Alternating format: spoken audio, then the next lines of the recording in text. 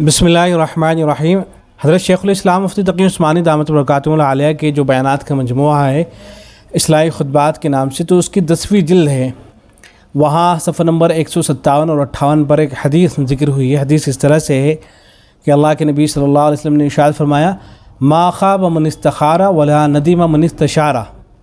مجموع الزوائد کے حوالے سے اس کو نقل کیا گیا ہے، یعنی جو آدمی اپنے معاملات میں استخارہ کرتا ہو وہ کبھی ناکام نہیں ہوگا، اور جو شخص اپنے کاموں میں مشورہ کرتا ہو وہ کبھی نادم اور پشیمان نہیں ہوگا، شرمندہ نہیں ہوگا۔ بڑی مشہور روایت ہے، بہت سے حضرات اس کو بیان کیا کرتے ہیں، بیانات کے اندر اس کو خوب بیان کیا جاتا ہے۔ آپ حضرات میں سے بہت سے حضرات نے سنا بھی ہوگا اور بہت سے حضرات نے خود بیان بھی کیا ہوگا اس کو۔ جب استخارے پر بیان کرنے کا موقع آتا ہے تو اس روایت کو خاص طور سے پیش نظر رکھا جاتا ہے۔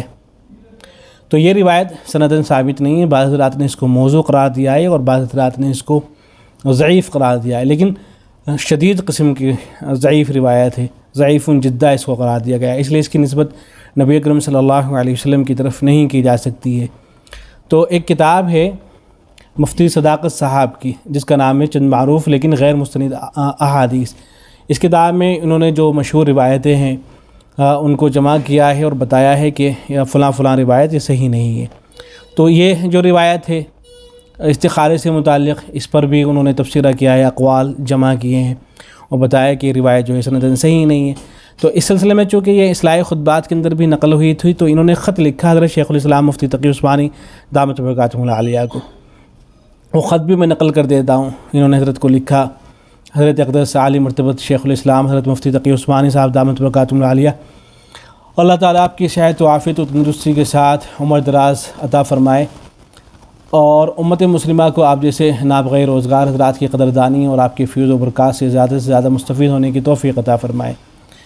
راقم کا بچپن ہی سے آپ سے یہ یک طرفہ طور پر عقیدت مندانہ اور نیاز مندانہ تعلق رہا ہے، اور آپ کے فتاویٰ، مواعظ، مقالات، غرض ہر میدان میں آپ کی تصنیفات سے اکتساب فیض کرتا رہتا ہے۔ نیز راقم حروف کا تعلق تدریس کے ساتھ ساتھ الحمدللہ تبلیغی جماعت سے بھی ہے، اور اس سلسلے میں اندرون ملک سال کے علاوہ بیرون ملک کے بھی کئی اسفار ہو چکے ہیں۔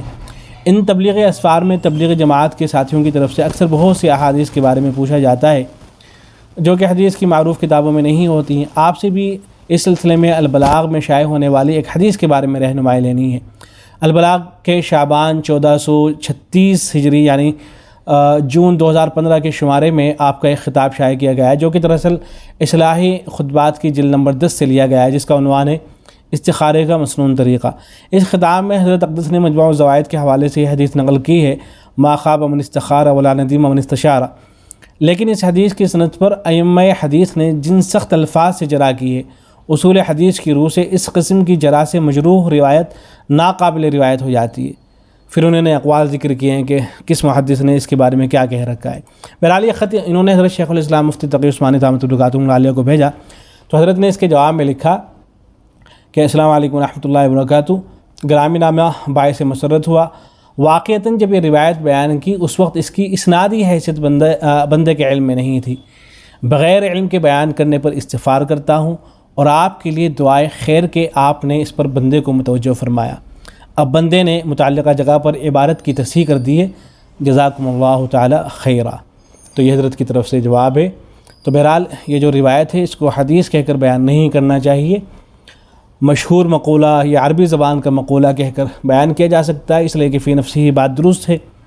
وہ شخص جو استخارہ کرتا ہے نامراد نہیں ہوتا ہے، اور جو مشورہ کرتا ہے وہ شرمندہ نہیں ہوتا ہے، تو فی نفسی تو بات درست ہے، لیکن ان لفظوں کو نبی اکرم صلی اللہ علیہ وسلم کی طرف منسوب نہیں کیا جائے گا، اس لیے کہ مستند روایت سے ثابت نہیں ہے۔ والسلام علیکم ورحمۃ اللہ۔